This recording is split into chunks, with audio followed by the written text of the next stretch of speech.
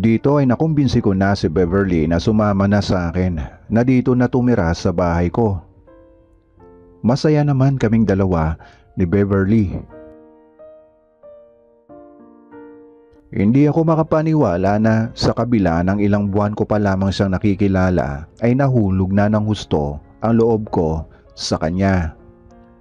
Pinatigil ko na rin siya sa trabaho.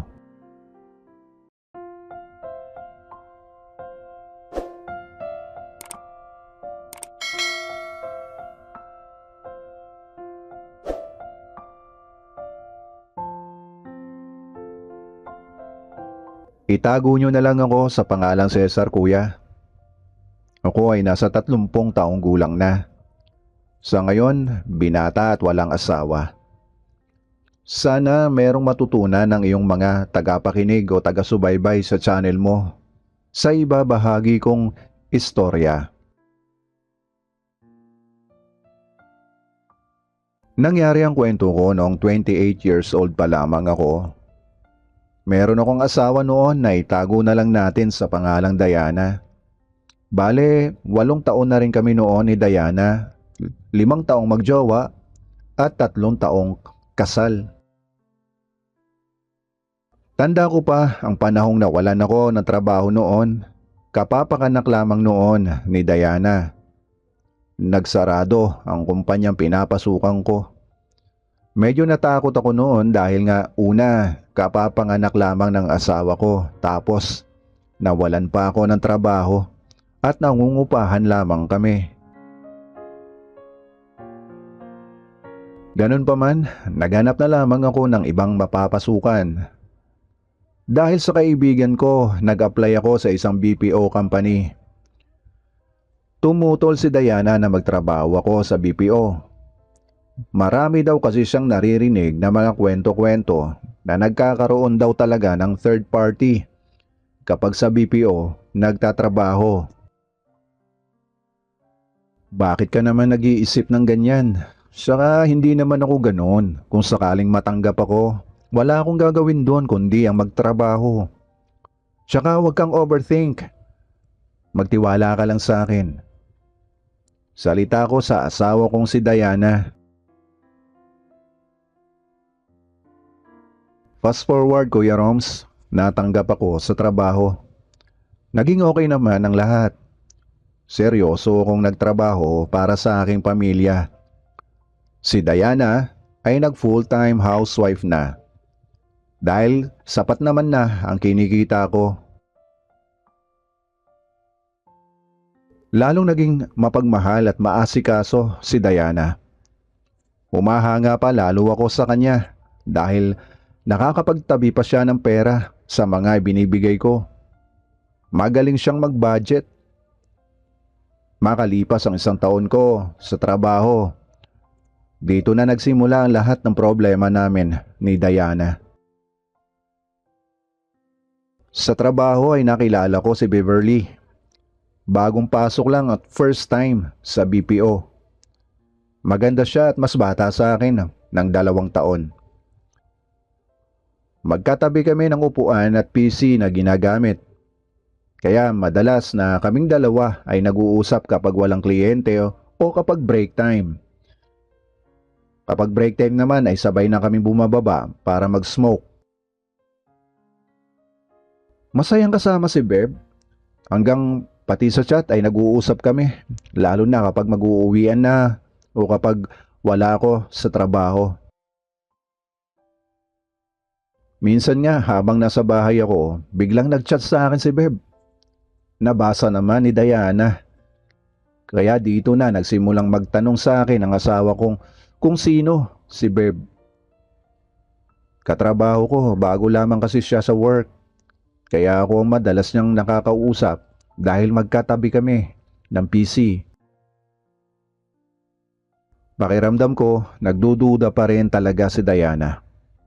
Parang ayaw niya maniwala sa akin.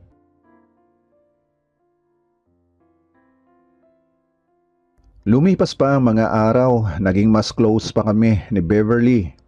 Kapag break time, madalas na may pasobra sa baon niya para sa akin. Kaya naman natutuwa ako sa kanya. Naikukwento nga rin niya sa akin na may boyfriend na siya.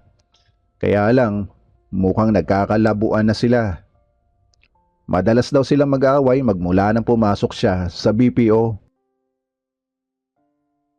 Namalayan ko na lamang na nahuhulog na loob ko sa kanya. Pinipigilan ko, pero habang madalas kaming magkasama at nagkikita ni Beverly, ay lalo pa akong nahuhulog. So sobrang close nga namin ay napagkakamalan na kami ng mga katrabaho namin na may relasyon na. Nagsimula na ring magduda si Diana sa akin dahil madalas na nakatago ang sipi ko. Laging nasa bulsa ko.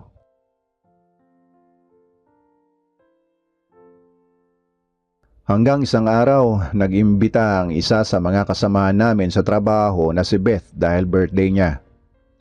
Sa bahay nila ang handaan. Sumama kami ni Beverly at ang apat pa naming workmate. 5 AM na kami nakapag-out sa trabaho nung araw na yon. Tumawag na ako kay Diana na meron akong pupuntahang birthday at malamang na late na ang uwi ko. Sinabi ko na kaagad kay Diana para pagdating ko sa bahay wala na siyang marami pang tanong.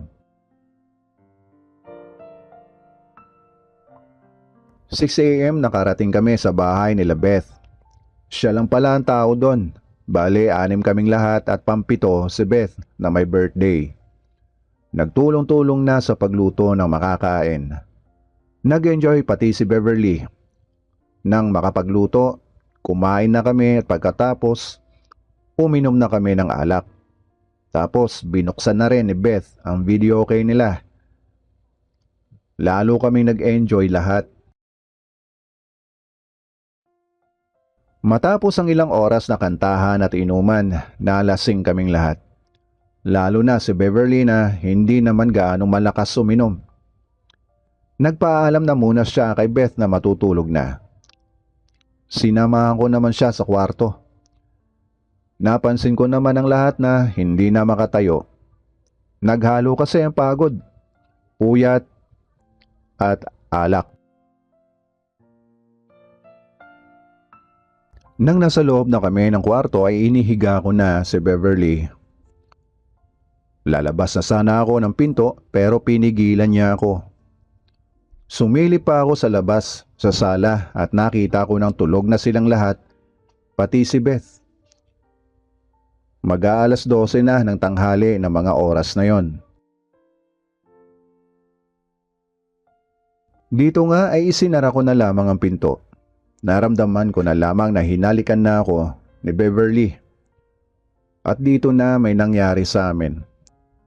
Kapwa kaming nakalimot sa aming sarili, Kuya Roms. Sinamantala ko ang pagkakataon at pareho naman kaming nag-enjoy ni Beverly. Pagkatapos nakatulog na kaming dalawa. Alas 6 na ng gabi nang kami ay nagising. Gising na rin ang lahat at naghanda na ng makakain.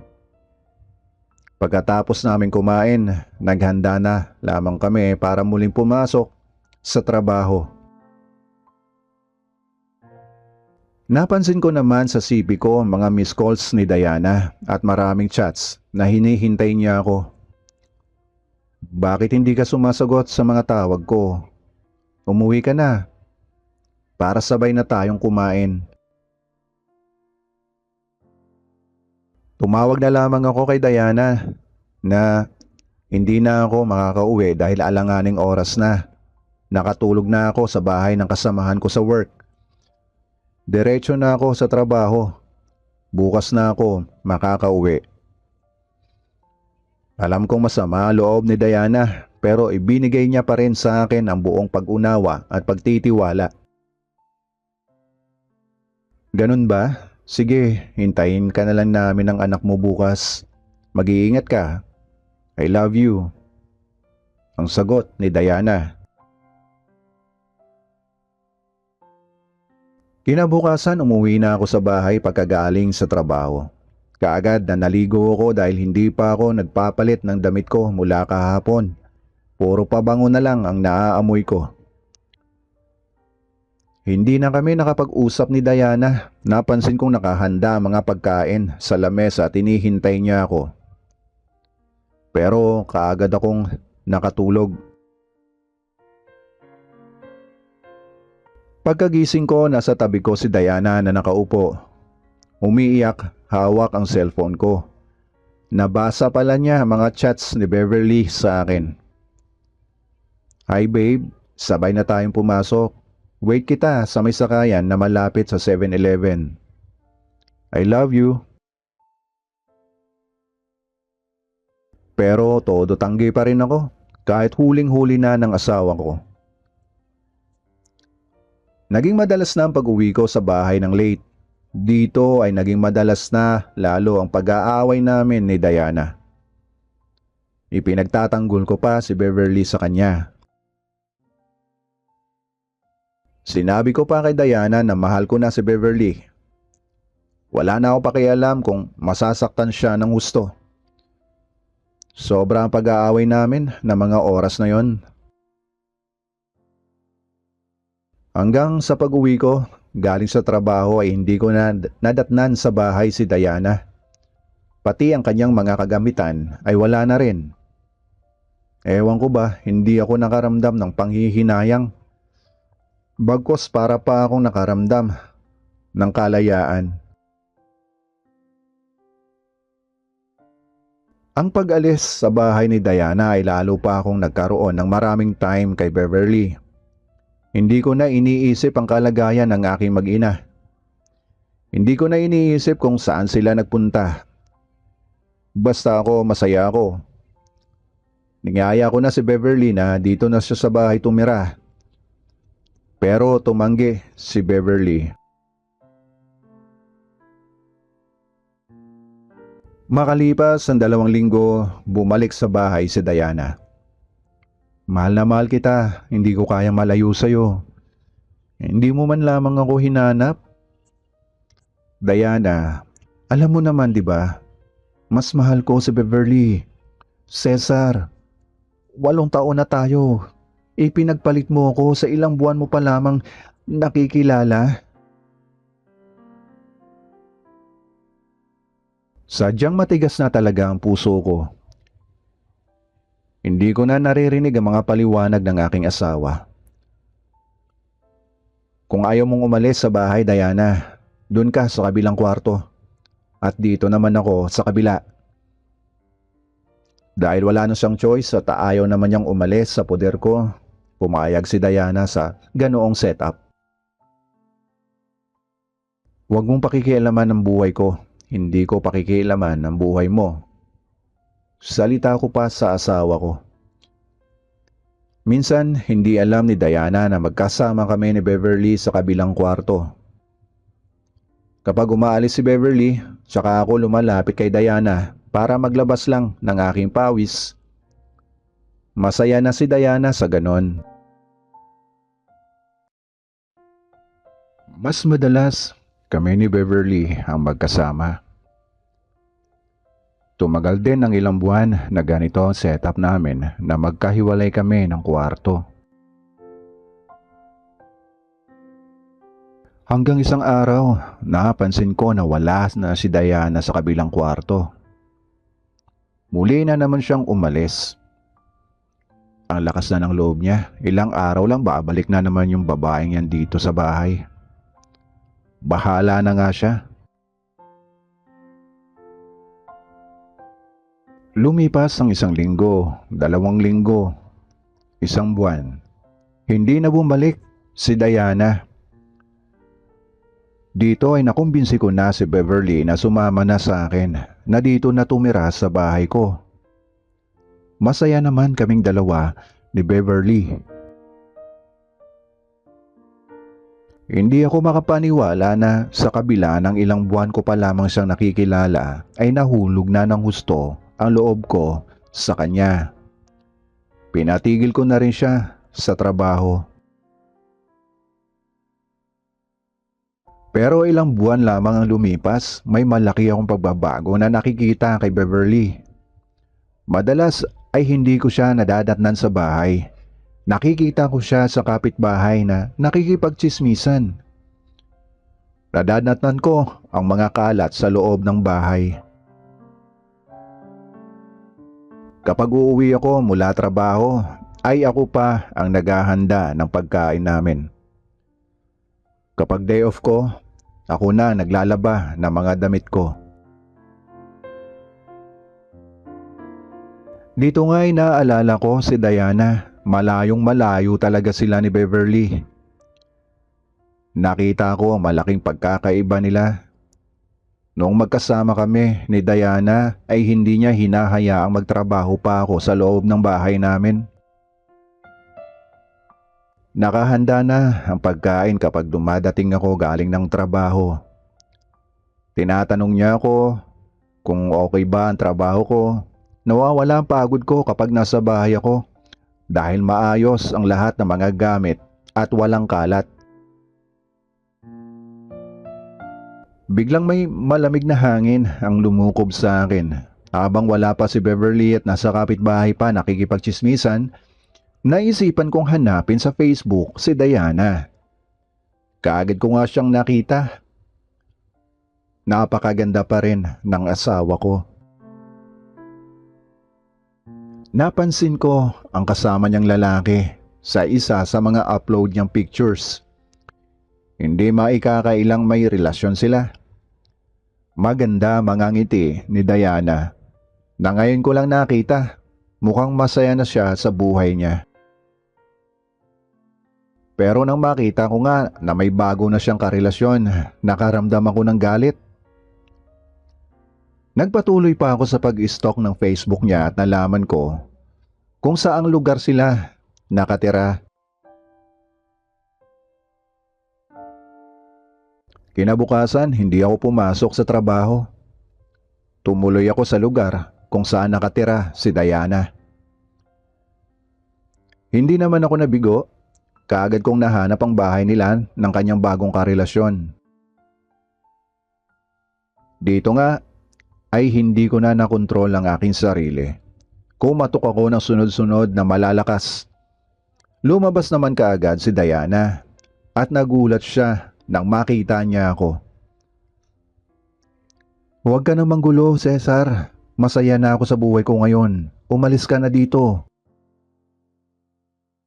Lalo akong nagalit nang pagtabuyan ako ni Diana. Kaya hinawakan ko na siya sa kanyang braso at hinila palabas. Mag-asawa pa rin tayo, Diana. Yan ang pakatandaan mo. Nang muli kong paghila kay Diana ay isang malakas na suntok ang lumapat sa aking muka. Bagsak ako at may kasunod pang sipa at pag-ipit ng aking braso, leeg at binti. Halos mawalan ako ng malay. Pakiramdam ko sa lakas niya ay nakakalas ang mga buto ko. Mabuti na lamang at inawat siya ni Diana. Siya pala ang bagong kinakasama niya. Sa takot ko ay umuwi na lamang ako sa bahay. Na makarating ako sa bahay ay napansin kong may bisita si Beverly. May kausap siya sa loob ng aming kwarto. Walang alam si Beverly na hindi ako pumasok sa trabaho, kaya hindi niya inaasahan ang pag-uwi ko. Hindi ko akalain na may isang sorpresa pala ang naghihintay sa akin. Kitang-kita ng dalawa kong mga mata na may kasamang lalaki si Beverly sa loob ng kwarto namin. Halos gumuho ang pader sa paligid ko. Pakiramdam ko, nadaganan ako ng malaking puno na nabuwal. Nanlambot ako bigla sa aking nakita. Lalo pa at ramdam ko pa mga sakit sa ginawa sa akin ng bagong asawa ni Diana. Na mga oras na yon ay gusto ko nang lumubog sa lupa. Hanggang sa unti-unti nang nawala sa paningin ko si Beverly. Lumabas sila ng kasama niyang lalaki. Sobra-sobra ang pagsisisi ko, Kuya Roms.